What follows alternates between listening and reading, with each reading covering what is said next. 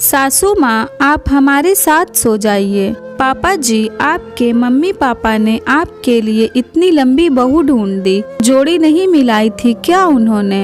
अरे बहू, पहले इतनी लंबी नहीं थी तेरी सास, वह तो शादी के बाद बढ़ गई।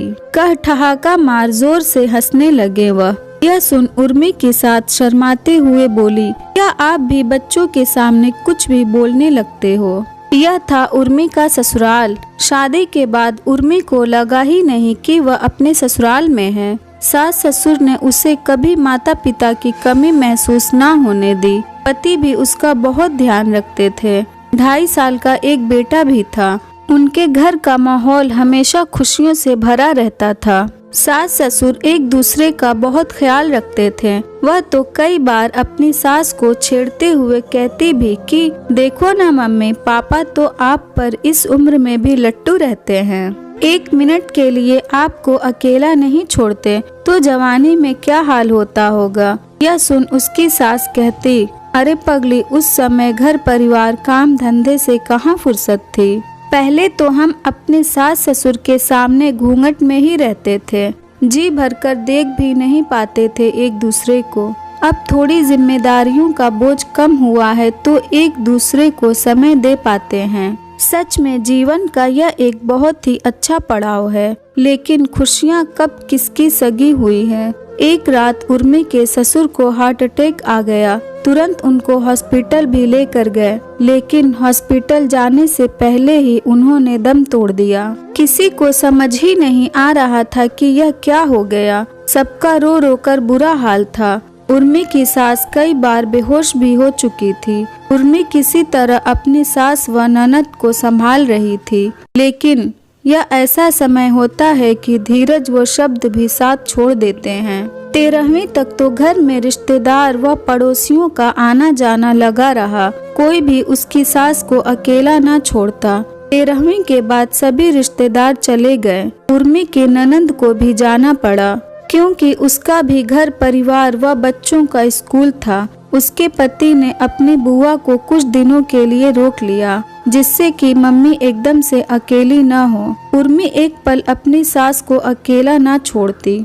जब वह काम करती तो बुआ सास व अपने बेटे को उनके पास छोड़ देती, जिससे कि वह अकेलापन महसूस न करें। 1.5 महीने बाद बुआ भी चली गई। उनके जाने के बाद उसके पति उसे समझाते हुए कहा, उर्मी, मम्मी को अकेले मत छोड़ना, काम चाहे बाद में कर लेना। तुम्हें पता है ना इस समय मम्मी का क्या हाल है। उर्मी ने उनको तसल्ली देते हुए कहा, आप बेफिक्र रहें, मैं उनके साथ रहूंगी। रात को खाना खाने के बाद उर्मी की सास अपने कमरे में चली गईं।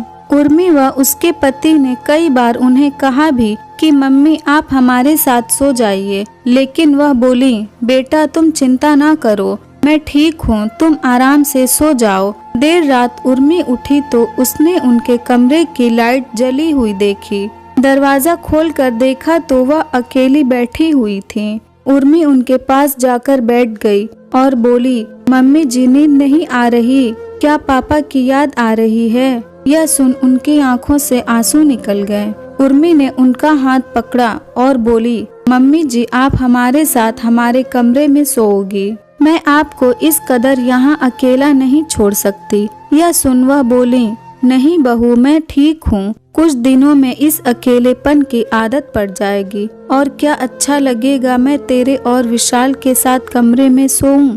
मम्मी कैसी बात कर रही हो आप, हम आपके बच्चे हैं। यह समय ऐसी बातें सोचने का नहीं है। क्या आपको लगता है कि आप यहाँ परेशान रहोगे और हम वहाँ चैन से सो जाएंगे? नहीं मम्मी, आपको हमारे साथ चलना ही होगा। बच्चों जैसे जिद मत कर बहू, मम्मी उर्मी सही जिद कर रही है और हम सबके बीच आप अकेले रहो तो फिर हमारे होने का क्या मतलब। उठो, अब हम आपकी एक नहीं सुनेंगे। यह कह दोनों उन्हें अपने साथ ले गए। उर्मी छोटे चिंटू को ज्यादा समय अपनी सास के पास छोड़ देती। चिंटू अपनी दादी के साथ खूब खेल कूद करता। रात में वह उसे कहानियाँ सुनाती। अब वह कहानी सुनते सुनते उनके पास ही सोने लगा।